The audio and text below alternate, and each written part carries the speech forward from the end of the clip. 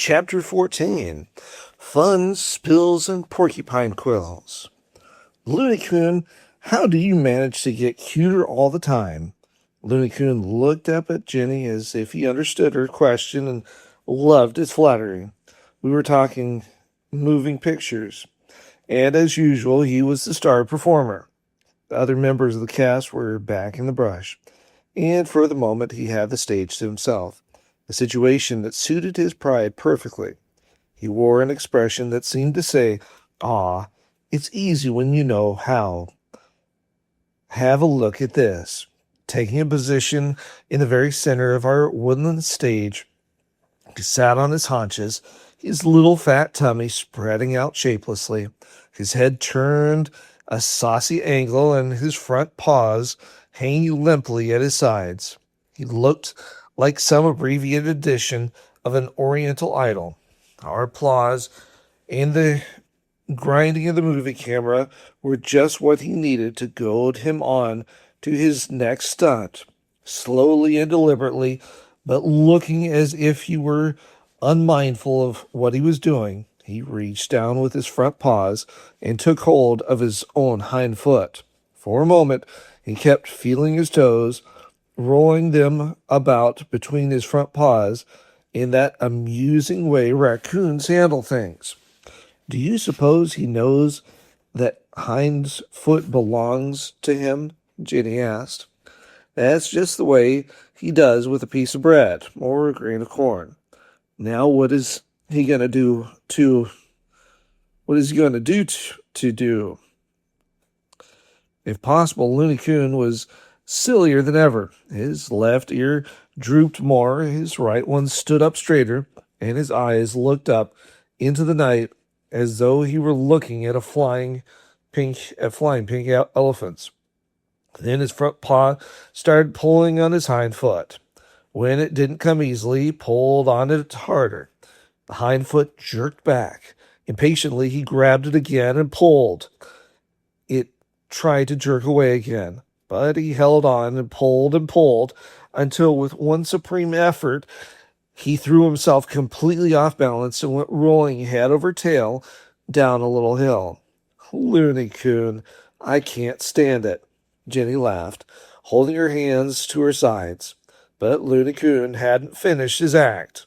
He came back and searched all about, apparently looking for that hind leg or whatever it was that had tripped him over. Failing to find it, he assumed his idol-like position once more. With the same silly look on his face, he began groping beneath himself for that funny thing. I suppose he figured that's where it was before, and it ought to be there again. It was. While his eyes looked up at the treetops, his front feet took hold of one hind foot and tugged. The solo wrestling match was stirring but brief. The front feet won, and Looney Coon went rolling downhill again. "Looney Coon, you're wonderful," Jenny cried when she could get sufficient breath. "Shh," I cautioned as I readjusted my movie camera. "Don't praise him too much. If he ever finds out how valuable he is to my pictures, he'll demand a Hollywood salary. I couldn't afford to pay him what he's worth." "Oh, he doesn't have any fancy ideas," Jenny assured me. "Raise his salary to half a pound of peanuts per night, and I'll give him a bonus of some homemade cookies. He'll be content. You see, he has no income tax to pay. He grows his own fur coat, nature furnishes him a mansion with a swimming pool, and he doesn't need a costly car. Wait a minute." Jenny started toward the kitchen. "I have an idea." She put a handful of peanuts in a milk bottle, then tied a string on the neck of the bottle and hung it on the limb of a tree. It dangled within reach of the raccoons. I switched on the full floodlights and stood expectantly with my camera. At first, nothing happened. Several contingents of raccoons were now arriving at Campbell's cafeteria, and there were the usual feuds to be settled before they could give their attention to anything else. Big Boy came, but he didn't stay long. Andrea and her whole family took out after him. They ran him right off the island. Dignified lady was there with her three cubs. A new family came timidly out of the brush, a mother with four young. Jenny identified Racket, a raccoon we had known for years, and Clubby, the fast-moving male, with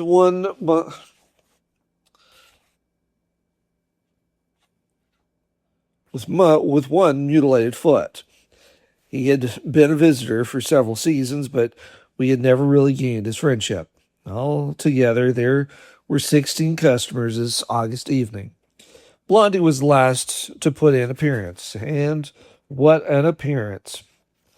Hobbling along on three legs and holding his stub leg up, he moved unhesitatingly and confidently right up to us. Such a fat raccoon, I exclaimed. Blondie, old top, you don't need any sympathy, do you? Not a bit, said Jenny, stroking him. He has more fun on three legs than most coons do on four. Why, Blondie, you're getting to be as wide as you are long. Here, have a peanut. She offered him this much favored bit of food, but he refused it. What's the matter with you? You fussy, she said. This is a peanut. You remember your favorite.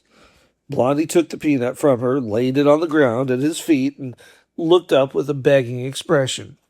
I offered him a piece of bread, but he still refused to eat. We gave him a pan of dog food. He sniffed at it, but not a bite did he take. I know what he wants, Jenny said. I baked today, and he got wind of those cookies and cake. Nothing doing, Blondie, she addressed the coon. You're much too fat right now. If we've spoiled you, that's what we've done. Eat this food, it's better for you. Here, any dog in America would like a chance at this dish. She pushed the pan toward the reluctant raccoon. Blondie wasn't impressed by the knowledge of what some dog would like. His kind isn't specially fond of dogs anyway. He pawed at the dish, cut it with his claws, and turned it over, spilling it all over our steps. Then he sat down and looked at Jenny. Don't look at me that way, Blondie, she begged. I can't stand it. Blondie knew she couldn't. He was putting on an act, and doing it well. He had done it before and would do it again. Every single time those good baking aromas came around Jenny's kitchen, the longer she coaxed, the droopier he became. He looked more and more pathetic, while Jenny cringed under the pressure of sympathy. At just the strategic moment, he raised his stub leg and waved it slowly toward Jenny. That did it. Jenny fairly flew into the house and rushed back with a plateful of cookies and cake. Take it, you brute, she exclaimed as she placed it before the triumphant Blondie. You know how to work me, don't you? I could skin you alive for it, but if you want any more cookies, just let me know. If a raccoon can smile, Blondie did. Taking a big bite of fresh cookie, he looked up at me with something that resembled a wink. You're pretty dumb, old top, I commented. Dumb like a fox. I'm studying your methods. Maybe I'll try them and get some of those cookies myself. No, you don't, Jenny warned. I have to save some of them for Blondie. Our attention was now drawn to Looney Coon. He had discovered the milk bottle. It both fascinated and frightened him. The peanuts he recognized, but what was that thing they were in? He advanced cautiously toward the strange contraption. When within a few inches of it, he lost his nerve and backed up. The bottle didn't talk back, so he moved toward it again. This time he touched it with his nose. Just at that instant, Blondie stepped on the cookie plate and upset it with a loud clatter.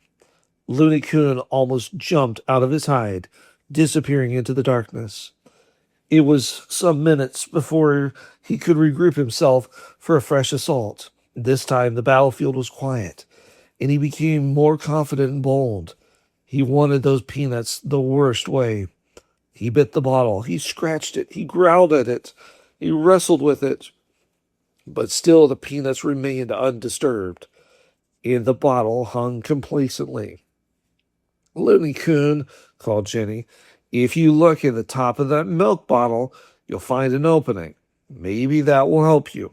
And hurry up, I requested. I'm running out of film. Looney Coon didn't need any instructions or urging.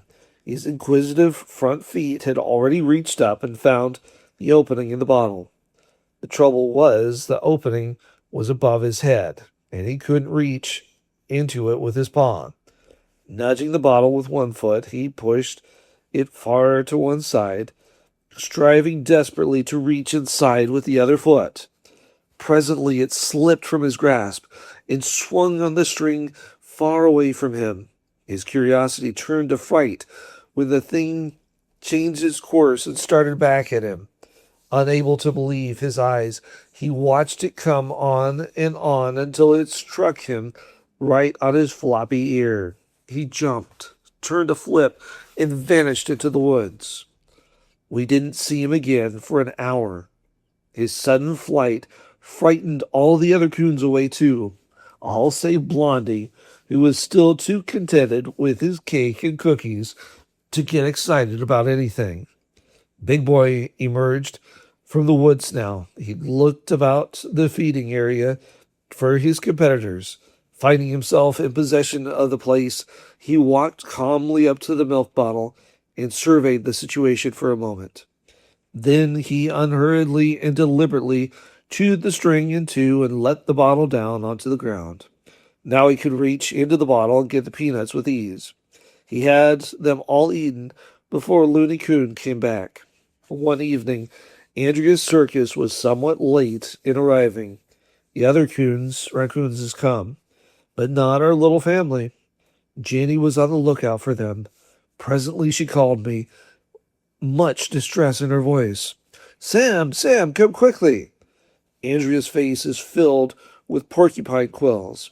I went to Jenny, and she directed my attention out the window to the coons. It was as Jenny had said. One side of Andrea's jaw had 20 or more quills in it, and there were others sticking in her nose. What can we do? Jenny asked. The quills will just work deeper and deeper, won't they? Yes, they will, I agreed, much disturbed. I'm not sure what we can do. Perhaps I can catch her in a net and remove them. It was the only idea that came to me, but I knew it was not an easy solution. Friendly as Andrea was, she would fight such treatment. Once I saw 4 men take porcupine quills from a baby raccoon, and it required their combined efforts to hold the creature. The strength of these animals when they're under stress is amazing. I'll need help, I said. Perhaps Ray will come and Dick. You keep track of her till I return. I hastened off by boat to the mainland and by car to get my friends. It took nearly an hour to round up the men and some strong net equipment. When we came back, Jenny met us smiling. What's happened? I asked. Where's Andrea?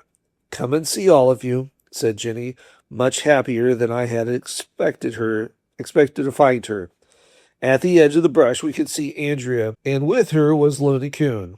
To our utter amazement, the cub was pulling out the porcupine quills. Already Andrea's nose was free, and most of the quills were out of her jaw. She was licking the side of Looney Coon's head while he continued his work. Woozling, I exclaimed. Yes, woozling. The next night, when we saw Andrea, there was not a quill left in her face.